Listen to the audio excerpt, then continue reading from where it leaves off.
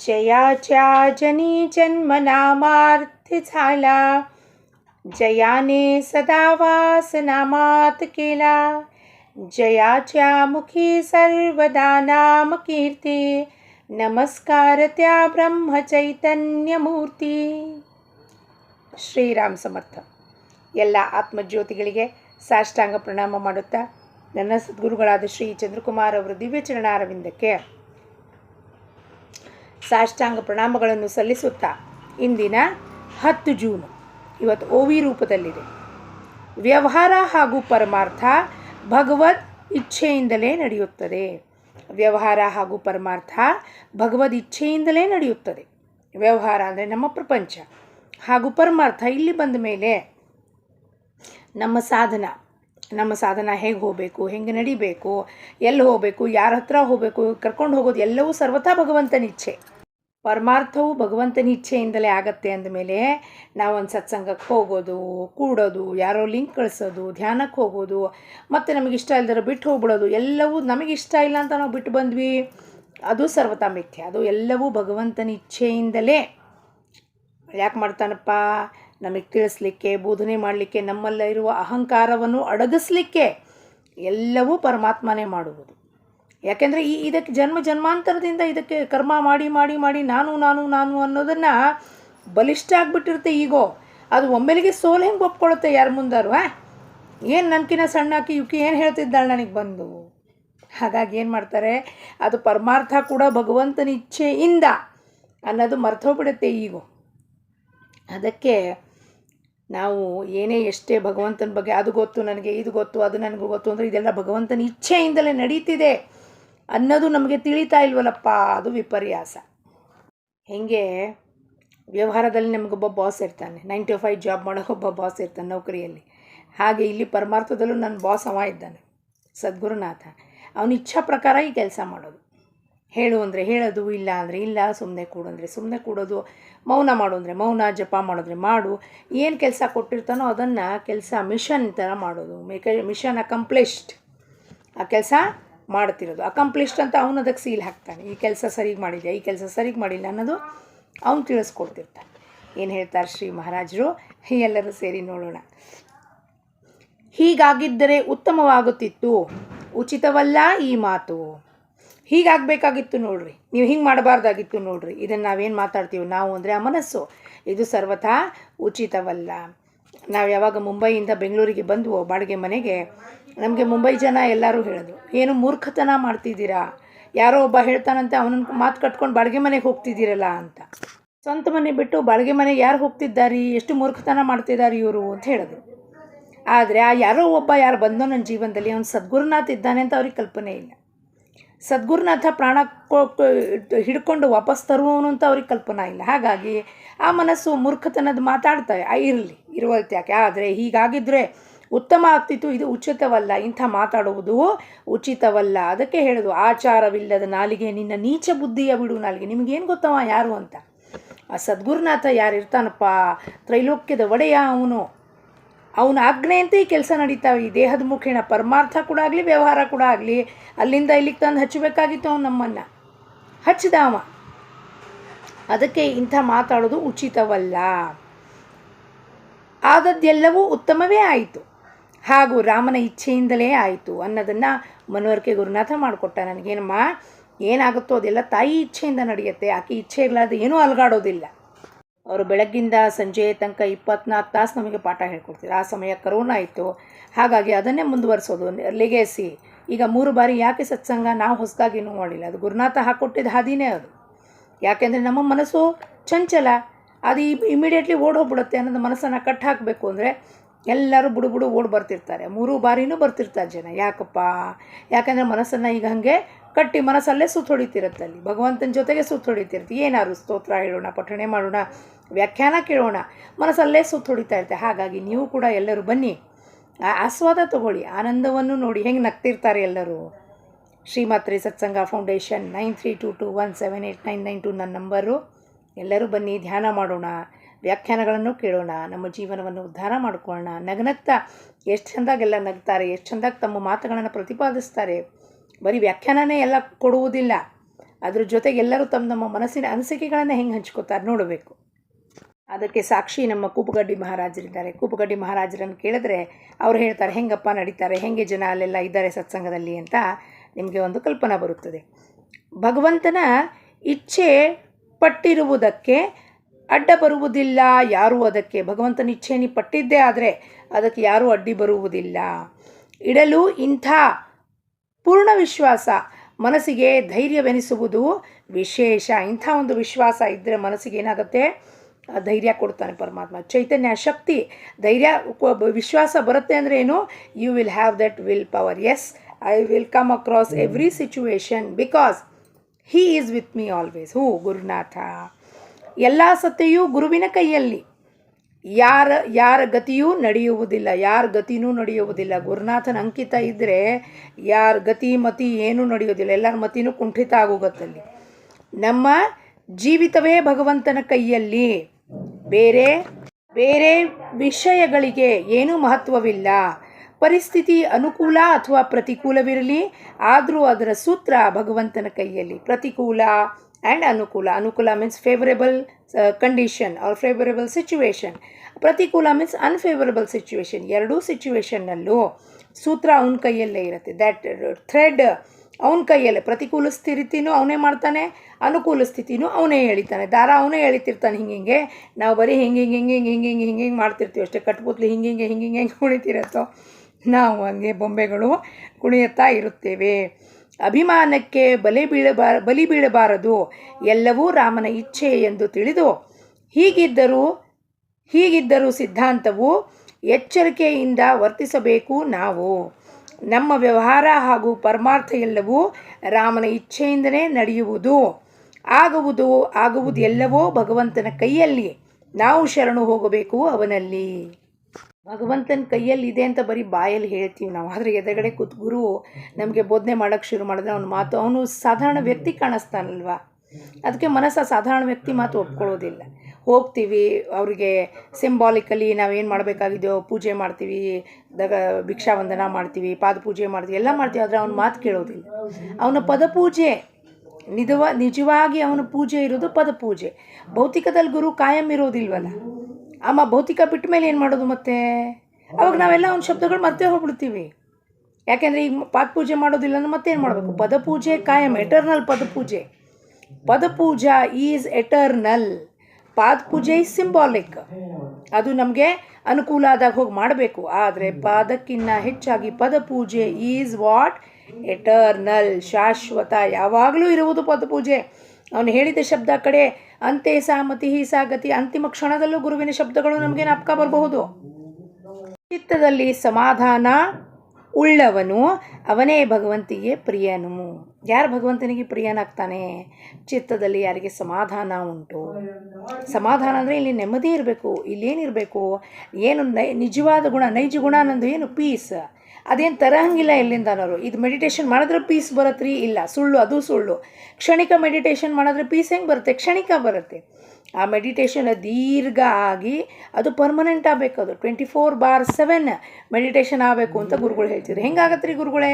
ಕಣ್ಣು ಮುಚ್ಕೊಂಡು ಕುತ್ಕೋಬೇಕಾ 3 ತಾಸು? ಅಲ್ಲ, ನಾವೇನು ಕೆಲಸ ಮಾಡ್ತೀವೋ ಅದರಲ್ಲಿ ನಮ್ಮ ಮನಸ್ಸು ಸಂಪೂರ್ಣವಾಗಿ heart and soul, when you give your heart and soul to the work, whatever it is, business ಇರ್ಬೋದು, ಪ್ರೊಫೆಸರ್, ನೀವು ಟೀಚರ್ ಇರ್ಬೋದು, ಡಾಕ್ಟರ್ ಇರ್ಬೋದು, ನೀವು ಏನು ಕೆಲಸ ಮಾಡ್ತಿರೋ, ಮನೆ ಕೆಲಸ ಇರ್ಬೋದು, ಗೃಹಿಣಿ ಇರ್ಬೋದು, ಏನು ಕೆಲಸ ಮಾಡೋದು ಅದರಲ್ಲಿ ಯೋಗ ಆಗಬೇಕು, ಒಂದಾಗಬೇಕು. That is meditation. Or else it is just routine job ಆಗೋಗುತ್ತೆ. ಅದು ಯಾವುದೇ ಕೆಲಸ ಒಂದು ಟಾಸ್ಕ್. ಆ ರೀತಿಯಲ್ಲಿ ಒಂದು ರಂಗೋಲಿ ಹಾಕೋದು ಒಂದು task. That is also meditation. ಕರೆಕ್ಟಾಗಿ ಡಾಟ್ಸ್ ಹಾಕಬೇಕು, ಕರೆಕ್ಟಾಗಿ ಲೈನ್ ಎಳಿಬೇಕು, ಕರೆಕ್ಟಾಗಿ ಬರಬೇಕು. ಅದು that means your whole mind is merged with that rangoli. So you are in yoga, you are in meditation. Yoga means the posture yoga ಅಲ್ಲ, you are in meditation that time with that rangoli. ಒಂದು ಹೋಳಿಗೆ ತಿಂತಾ ಇದ್ದೀನಪ್ಪ, ಹೋಳಿಗೆ ತಿನ್ನುವಾಗ ಆಸ್ವಾದ ತಗೊಳ್ಳುವಾಗ ಬೆಲ್ಲ, ಹೂರ್ಣ ಎಲ್ಲವೂ ನಾಲ್ಗೆ ಮೇಲೆ ಒಂದಾಗಿ ಏನಾಗ್ತಿದೆ, ಅದರದ್ದು ಒಂದು ಬ್ಲಿಸ್, ಆನಂದ ತಗೊಳ್ತಾ ಇರುವಾಗ I am becoming one with holige. So object ಬೇರೆ ಅಲ್ಲ, ನಾನು ಬೇರೆ ಅಲ್ಲ. ಅಚರ ವಸ್ತುದಲ್ಲಿ ಪರಮಾತ್ಮ ಇದ್ದಾನೆ ಅಂದಮೇಲೆ ಹೋಳಿಗೆನಲ್ಲೂ ಇದ್ದಾನೆ ಪರಮಾತ್ಮ, ಚೈತನ್ಯ ಇದರಲ್ಲಿ. ಜಡ ವಸ್ತುವಿನಲ್ಲೂ ಇದೆ ಆಬ್ಜೆಕ್ಟ್. ಎವ್ರಿ ಆಬ್ಜೆಕ್ಟ್ ಈಸ್ ಪರಮಾತ್ಮ.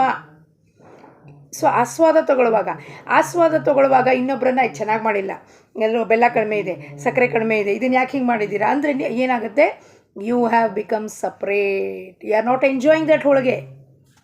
ನಾನು ಧಾರವಾಡ ಪೇಡೆ ಬಗ್ಗೆ ವ್ಯಾಖ್ಯಾನ ಕೊಡ್ತಾ ಇದ್ರೆ ನಿಮಗೆ ಹೆಂಗೆ ಬರುತ್ತೆ ಗೊತ್ತಾಗುತ್ತೆ ಅದರ ಅನುಭವ. ಯಾವಾಗ ನಾನು ಧಾರವಾಡ ಪೇಡೆ ತಿಂದಿದ್ದೀನಿ, ಸೊ ನನಗದರ ರುಚಿ ಗೊತ್ತು, ಅದರ ಟೇಸ್ಟ್ ಗೊತ್ತು, ಆ ಬ್ರೌನ್ ಕಲರ್ ಟೆಕ್ಸ್ಚರ್ ಚೆನ್ನಾಗಿದೆ, ಹೊರಗಡೆ ಸಕ್ಕರೆ ಎಲ್ಲ ಪುಡಿ ಪುಡಿ ಹಾಕಿರ್ತಾರೆ, ಬಾಯಲ್ಲಿ ಇಟ್ಕೊಳ್ಳೆ ಮೆಲ್ಟ್ ಆಗೋಗುತ್ತೆ. ಸೊ ಐ ನೋ ದಟ್ ಅನುಭವ, एक्सपीरियंस. बट आपको नहीं है.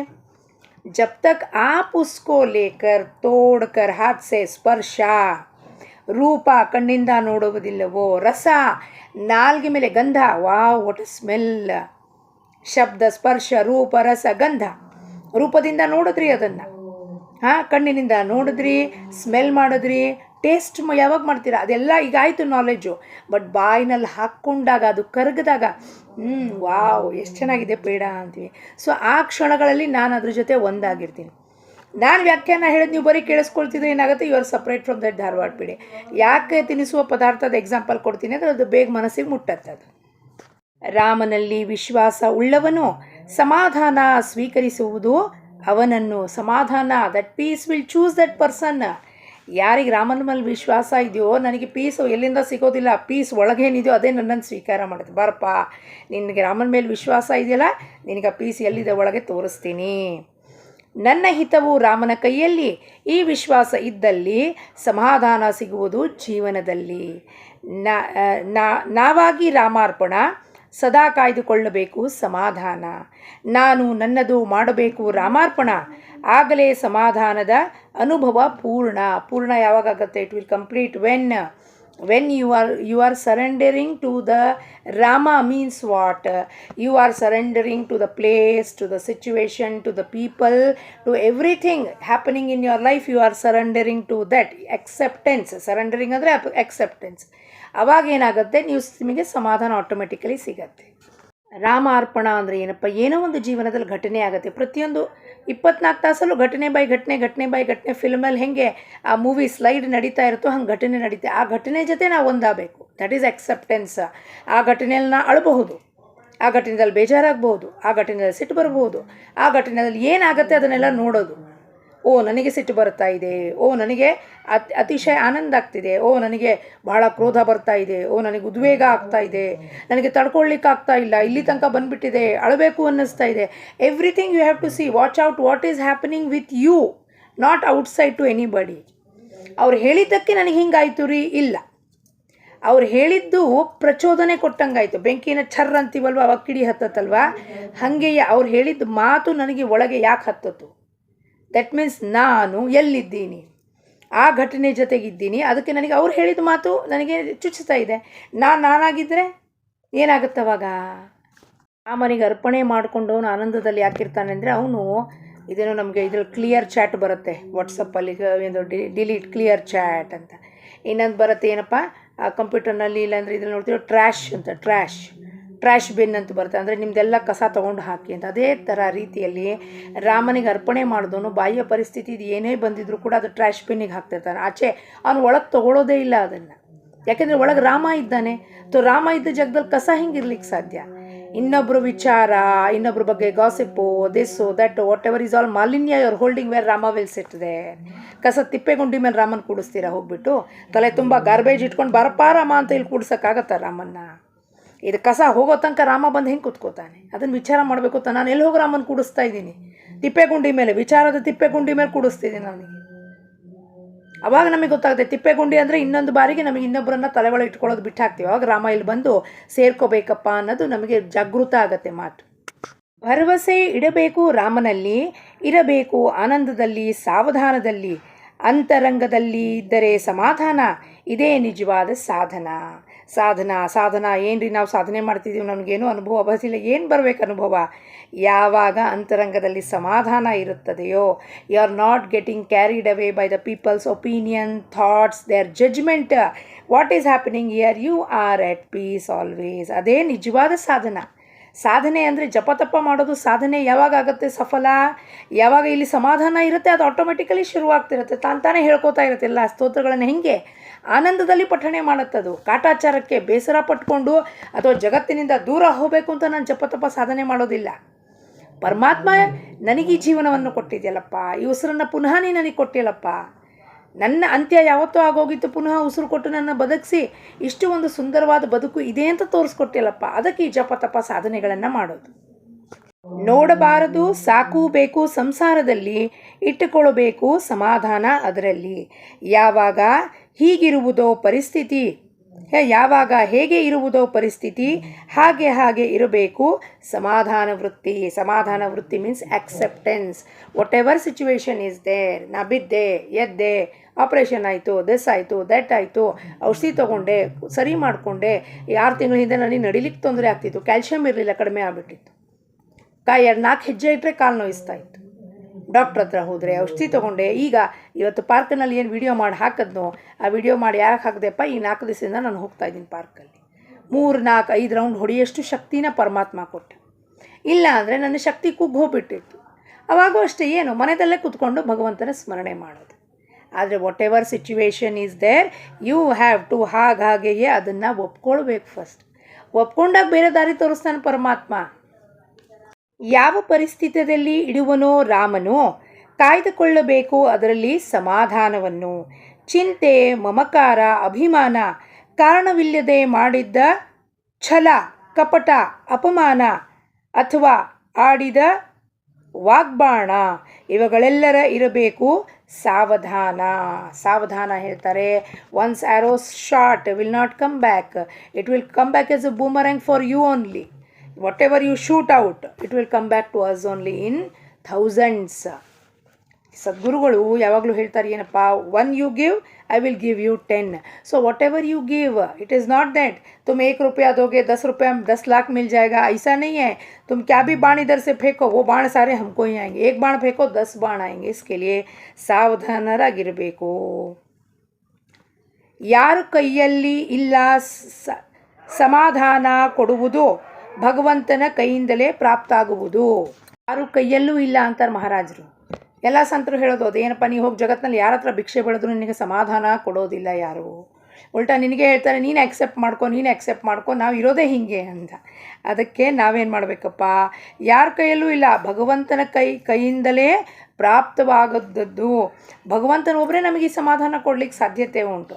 ಅವನ ಒಂದು ಭಗವಂತನ ಸ್ಮರಣೆ ಮಾಡುವಾಗ, ಅವನ ಲೀಲಾಶ್ರವಣ ಮಾಡುವಾಗ ಏನು ಆನಂದ ಆಗ್ತಿರುತ್ತೋ, ಜಗತ್ತಿನ ಮಾತಲ್ಲಿ ಅದು ಕ್ಷಣಿಕ ಆಗ್ತಿರುತ್ತೆ. ವಾಪಸ್ ಆ ಜಗತ್ತು ನಮಗೆ ದುಃಖನೇ ಕೊಡುತ್ತೆ. ಎಲ್ಲಿಯವರೆಗೆ ಮನಸ್ಸಿನಲ್ಲಿ ಸಂಶಯ ಇರುವವರೆಗೆ ಸಮಾಧಾನ ಆಗುವುದು ಅಲ್ಲಿಯವರೆಗೆ. When you up till you have doubts, मन में शंका है, कुशंका है, विकल्प है, संशय है, तब तक समाधि. ये ऐसा कैसा हो सकता है जी, इनको ऐसे कैसे हो गया. अरे आपको क्या मालूम है, क्या होता है जग में पता नहीं रहता है. हम एक छोटे से बेल पे इतना बड़ा भोपड़ा कैसे आता है, आपने पूछा है कि कभी जाके किसी को. दृष्टि हमको पाठ पढ़ाती है प्रकृति. देखो, एक दूधी का बेल देखो, दूधी के बेल कितना पतला है. हाँ, उसको ऐसा खुद का उसको सपोर्ट दूसरे झाड़ का चाहिए रहता है और उसको इतने बड़े बड़े दूधी लगते हैं. भोपड़ा देखो, बॉटल गॉर्ड, कुम्भलकाई जो बोलते हैं वो. फिर देखो काकड़ी देखो, वो इतना नाजुक है लेकिन उसको बड़े बड़े फल लगते हैं. आम का पेड़ इतना बड़ा है लेकिन उसको आम इतने छोटे छोटे लगते. कैसा है ये, कैसा है? आश्चर्य नहीं लगता है कि ये सब देखकर? तो कौन क्या है, किसका प्रारब्ध अपने को क्या मालूम है. बिना कारण दूसरों के प्रारब्ध में हम घुसे जा रहे हैं. उनका कर्म भी अपने को लगता है. हमको क्या मालूम है कौन कैसा है. ये प्रकृति हमको दिखाती है. देखो मैंने कैसा बनाया है इसको. छोटा सा है वो झाड़, उसमें इतना फूल लगता है. दूसरा बड़ा सा झाड़ देखते हैं, उसमें 10 ही फूल रहते हैं. कैसा वो परमात्मा का खेल है. उस झाड़ में भी जो चैतन्य है उसके हिसाब से उसको दिया रहता है परमात्मा ने. Everything is his play. ವಿಷಯಕ್ಕೆ ನೀರು ಗೊಬ್ಬರ ಹಾಕಿದ್ದೆವು ಅಂದ ಮೇಲೆ ಸಮಾಧಾನ ಹೇಗೆ ಪಡೆಯುವುದು. ಎಲ್ಲಿಯವರೆಗೆ ದೃಶ್ಯದ ಭಾನ, ಅಲ್ಲಿಯವರೆಗೆ ಮನಸ್ಸಿಗಿಲ್ಲ ಸಮಾಧಾನ. ಬೆಳಗ್ಗಿಂದ ಸಂಜೆ ತನಕ ಕಣ್ಣಿನಿಂದ ಕಿವಿಯಿಂದ ಬಾಯಿಯಿಂದ ಹೊರಗಡೆ ದೃಶ್ಯಾಕಾರ ಜಗತ್ತಿನಲ್ಲಿ ಹರಿದಾಡಕ್ಕೆ ಬಿಟ್ಟರೆ ಮನಸ್ಸನ್ನು ಇಂದ್ರಿಯ ಮುಖೇಣ ಅವ್ರೇನು ಮಾತಾಡ್ತಾರೆ, ಇವ್ರೇನು ಮಾಡ್ತಾರೆ, ಅವ್ರಿಗೆ ಬೈದ್ನೆ, ಇವ್ರಿಗೆ ಅಪಮಾನ ಮಾಡಿದ್ನೆ, ನಾನು ಹಿಂಗೆ ಇರೋದ್ರಿ, ಅದು ಭಗವಂತನೇ ಹೇಳಿಸ್ತಾನೆ ರೀ. ಎಷ್ಟು ಸಮರ್ಥಿಸ್ಕೊಳ್ತಾರೆ ಮೂರ್ಖರಂಗೆ ಅಂದರೆ, ಹೇಳೋದು ಮಾತು ಅಂದರೆ ವಿವೇಕ ಕೊಟ್ಟಿಲ್ವ ನಮಗೆ ಭಗವಂತ? ಹೇಳ್ತಾರೆ ಇದು ಭಗವಂತನು ನನ್ನ ಬಾಯಲ್ಲಿ ಹಿಂಗೆ ಕೆಟ್ಟದ್ದು ಮಾತಾಡ್ಸಿದ್ರೆ ಅದಕ್ಕೆ ಭಗವಂತನೇ ಕಾರಣ ರೀ ಅಂತಾರೆ. ಅಮ್ಮ, ಅಲ್ಲಿ ಭಗವಂತ ವಿವೇಕ ಕೊಟ್ಟಿಲ್ವಾ? ನೀ ಹಿಂಗೆ ಮಾತಾಡಬಾರ್ದು. ನಮಗೂ ಆ ಪಶುಗೂ ಏನು ವ್ಯತ್ಯಾಸ ಇರೋದಿಲ್ವಲ್ಲ. ಹಂಗಂದರೆ ಪಶುನೂ ಹುಟ್ಟುತ್ತವೆ, ನಾವು ಹುಟ್ಟಿದ್ವಿ. ಆಹಾರ ಭಯ ನಿದ್ರಾ ಮೈಥುನ ಮಾಡ್ಕೊಂಡು ಸೃಷ್ಟಿ ಬೆಳೆಸ್ಕೋತ ಹೋಯ್ತು. ಒಂದು ದಿವಸ ಅದು ಸತ್ತು ಹೋಗುತ್ತೆ, ನಾವು ಸತ್ತು ಹೋಗ್ತೀವಿ. ಏನು ನಮಗೆ ವಿಶೇಷವಾಗಿ ಕೊಟ್ಟಿದ್ದಾನೆ? ವಿವೇಕ. ಹೀಗೆ ನೀನು ಮಾತಾಡಬಾರದು, ಈ ಶಬ್ದನ ಬಳಕೆ ಮಾಡಬಾರ್ದು ಅಂತ ಯಾಕೆ ಕೊಟ್ಟಿದ್ದಾನೆ ಅವನು ಭಗವಂತ? So that you don't get entangled in karma. ಏನಕ್ಕೆ ಪೋಷಣೆ ಮಾಡ್ತಿದ್ದೀವಿ? ವಿಷಯಕ್ಕೆ ಗೊಬ್ಬರ ಹಾಕ್ತಿದ್ದೀವಿ. ವಿಷಯಕ್ಕೆ ನನ್ನ ಅಹಂಕಾರಕ್ಕೆ ಗೊಬ್ಬರ ಹಾಕ್ತಿದ್ದೀನಿ ನಾನು. ನನ್ನ ಅಹಂಕಾರಕ್ಕೆ ಗೊಬ್ಬರ ದಿವಸ ಹಾಕಿದಷ್ಟು ಬಲಿಷ್ಠನೇ ಆಗ್ತಾ ಹೋಗುತ್ತೆ. ನಮಗೆ ಸತ್ಸಂಗದಲ್ಲಿ ಕರಿತಾ ಇರೋದು ಏನು? ಎಲ್ಲವನ್ನು ಬಿಡಪ್ಪ ನೀನು ಅಂತ. ನಿನ್ನ ದೇಹದ ಅಭಿಮಾನ ಅಹಂಕಾರ ಎಲ್ಲ ಬಿಡುವಂತ ಇಲ್ಲಿ ಕುತ್ಕೊಳ್ತಿರೋದು ನಾವು ಬಂದು ಕಲ್ತ್ಕೊಳ್ತಾ ಇರೋದು. ನಾವು ಅದಕ್ಕೆ ಪೋಷಣೆ ಮಾಡ್ತಿದ್ದೀವಿ. ಅಹಂಕಾರಕ್ಕೆ ದಿವಸ ಗೊಬ್ಬರ ಹಾಕ್ತೀವಿ. ನಾನು ಬಿಡೋದಿಲ್ಲ ರೀ, ನೀವು ಹೇಳಿದ್ರೆ ಒಪ್ಕೊಳ್ಳೋದಿಲ್ಲ ರೀ. ಏನಾಗತ್ತೆ ಅವಾಗ? ಅಲ್ಲಿವರೆಗೂ ಯಾರು ಹೇಳ್ತಿದ್ದಾನೋ ವಕ್ತ ಗುರುಗೇನೂ ಆಗೋಲ್ಲ, ಸಮಾಧಾನ ನನಗಾಗ್ತಾ ಇಲ್ಲ.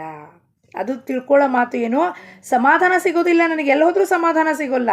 ಸಮಾಧಾನದ ಸ್ಥಿತಿ ಉಪಾಧಿರಹಿತ ಇರಬೇಕು ವೃತ್ತಿ. ಎಲ್ಲಿ ಇಡಬೇಕು ಮನಸ್ಸನ್ನು ಅಂದರೆ ಪಡೆಯುವುದೇ ಸಮಾಧಾನವನ್ನು. ಸಮಾಧಾನವಲ್ಲ ದೇಹದ ಗುಣವು ಮನಸ್ಸಿನದಾಗಬೇಕು. ಭಗವಂತನವರವರು ನಾವು. ಸಮಾಧಾನ ದೇಹದಲ್ಲ, ಮನಸ್ಸಿನ ಗುಣ ಅದು. It is mind who needs rest, calmness, not the body.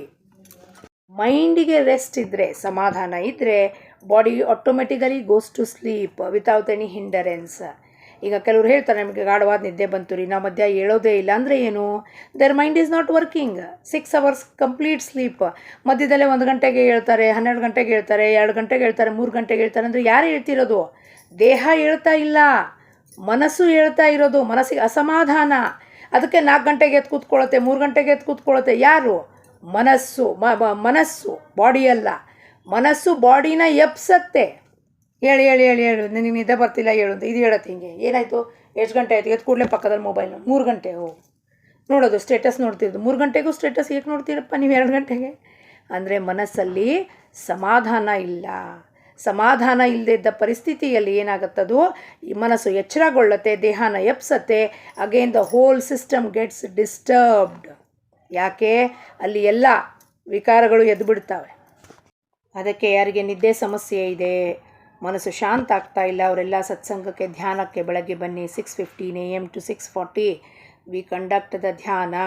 ಪಂಚ ಮಹಾಭೂತಗಳು ನಮ್ಮ ಈ ಎಲಿಮೆಂಟ್ಸ್ ಏನಿದೆಯೋ ಈ ಫಿಂಗರ್ಸ್ನಲ್ಲಿದೆ. So mudras we teach how to do the mudras, how to make all the Panchabhutas balanced in our body so that the mind becomes calm and peaceful. So do join with me for the Dhyana Dharana at Sri Matre Satsanga Foundation 9322178992. Do call me and timings ಎಲ್ಲ ಕೇಳ್ಕೊಳ್ಳಿ. ಹೇಳ್ತೀನಿ ನಿಮಗೆ. ನಿತ್ಯ ಧ್ಯಾನ ಮಾಡುವಾಗ ನಾವು ಮುದ್ರೆಗಳನ್ನು ಹಾಕಿ ಮಾಡಿದಾಗ ಎಲ್ಲ ನಮ್ಮ ಪಂಚತತ್ವಗಳು ಬ್ಯಾಲೆನ್ಸ್ ಆಗ್ತವೆ. ಬ್ಯಾಲೆನ್ಸ್ ಆದಾಗ ಏನಾಗುತ್ತೆ? ಮನಸ್ಸು ಯಾವುದು ಒಂದು ವಾಯು ತತ್ವ, ಅಗ್ನಿ ತತ್ವ, ಪೃಥ್ವಿ ತತ್ವ, ಜಲತತ್ವ ಜಾಸ್ತಿ ಕಮ್ಮಿ ಆದಂಗೂ ಏರ್ಪೇರ್ ಆಗ್ತಿರುತ್ತೆ. ಮನಸ್ಸಿನಲ್ಲಿ ಏರ್ಪೇರ್ ಆಗ್ತಿರುತ್ತೆ. ಸೊ ಅದರ ಅಸರ್ ಎಲ್ಲಾಗುತ್ತೆ? ಬಾಡಿ ಮೇಲಾಗುತ್ತೆ. ಅದಕ್ಕೆ ಧ್ಯಾನಕ್ಕೆ ಬಂದರೆ ಇವೆಲ್ಲವೂ ನಿಮಗೆ ತಿಳ್ಕೊಳ್ಳಿಕ್ಕೆ ಸಾಧ್ಯತೆ ಉಂಟಾಗುತ್ತೆ. ಮನಸ್ಸು ಹಗುರ ಆದಂಗೂ ಬಾಡಿ ಕೂಡ ಹಗುರ ಆಗುತ್ತೆ. And you will have all the health wise improvisation ಆಗ್ತಾ ಹೋಗುತ್ತೆ. ಜಡತ್ವ ಏನಿದೆ, ಬಾಡಿಗೆ ಲೇಸಿನೆಸ್ ಅನ್ನೋಣ ಅಥವಾ ಹೆವಿನೆಸ್ ಅನ್ನೋಣ, ಅದೆಲ್ಲವೂ ನಿಮ್ಮದು ಹೋಗುತ್ತೆ. ಬರೀ ತಿಳ್ಕೊಳ್ಳೋದು ಒಂದೇ ಅಲ್ಲ, you will have the benefits of doing that dhyana dharana taught by Sadgurunath. ಪಾಂಡವರಾದರೂ ವನವಾಸಿಗಳು ಭಗವಂತನ ಹತ್ತಿರವಿದ್ದರೂ ಯಾವಾಗಲೂ ಪಾಂಡವರಾದರೂ ಭಗವಂತನ ಭಕ್ತರು. ಮನಸ್ಸು ವನವಾಸವು ತಪ್ಪಲಿಲ್ಲ. ತಪ್ಪಿಸದಾದರೂ ಅವರು ಮಾಡಿದರೂ ಭಗವಂತನ ಸ್ಮರಣೆ, ಅದರಿಂದಲೇ ಉಳಿಸಿಕೊಂಡರೂ ಸಮಾಧಾನ. ಈಗ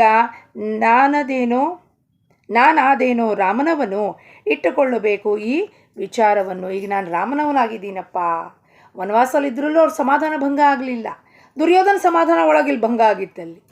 Duryodhana represents the negative mind. Negative mind ಇರೋದ್ರಿಂದ ಏನಾಗ್ತಿತ್ತು, Duryodhana was having what negativity, so he could not sleep, restless nights. That is why ಅವ್ನು ನೆಗೆಟಿವ್ ಇದ್ದಿದ್ದಕ್ಕೆ ರೆಸ್ಟ್ಲೆಸ್ ನೈಟ್ ಆಗ್ತಿತ್ತು, ಅದಕ್ಕೆ ಅವನಿಗೆ ಅಸಮಾಧಾನ. Versus Pandavas were in the forest, still they were happily living. ಜೊತೆಗೆ ಕೆಲಸ ಮಾಡ್ತಿದ್ರು, ಹೋಗು ಕಟ್ಟಿಗೆ ತೊಗೊಂಬರ್ತಿದ್ರು, ಅಡುಗೆ ಮಾಡ್ತಿದ್ರು, ಎಲ್ಲ ಜೊತೆಗೆ ನಗನಗ್ತಾ ಊಟ ಮಾಡ್ತಿದ್ರು, ಅಲ್ಲೇ ಎಲ್ಲೋ ನೆಲದ ಮೇಲೆ ಮಲ್ಕೊಳ್ತಿದ್ರು, but they were happy from the mind. But Duryodhana ಮೆಹಲ್ನಲ್ಲಿದ್ದರೂ ಕೂಡ ಅವನಿಗೆ ಅಸಮಾಧಾನ. ವಿಚಾರ ಮಾಡೋಣ ಇದ್ರ ಬಗ್ಗೆ. ಸರ್ವಕರ್ತ ಶ್ರೀರಾಮನು ಚಿತ್ತದಲ್ಲಿ ಇಟ್ಟುಕೊಳ್ಳಲು ಇದನ್ನು ಸಮಾಧಾನ ಬಂದು